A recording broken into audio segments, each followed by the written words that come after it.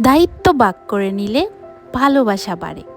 আজকে চলো আমরা খেলাধুলা আর পড়াশোনার বাইরেও জীবনে আরও ছোট ছোট কিছু কাজের মাধ্যমে কিছু শিখি। এই যে কাপড়গুলো আমরা আজকে একসাথে ধুবো, কেউ ভেবো না এটা শুধু মেয়েদের কাজ, এটা ঘরের সবার দায়িত্ব, সবার কাজ। রাসূলুল্লাহ সাল্লাল্লাহু আলাইহি সাল্লাম তিনি পরিবারের কাছে সবসময় সাহায্য করতেন।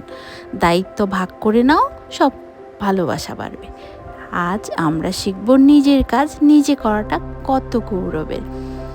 কাপড় ধুয়ে শুকিয়ে দিলে আমরা সেগুলো ভাঁজ করে ঘরে নিয়ে যাব। পরিষ্কার পরিচ্ছন্নতা ঈমানের অঙ্গ। পরিষ্কার থাকা শুধু স্বাস্থ্যের জন্য না, বরং এটা ঈমানের পরিচয়।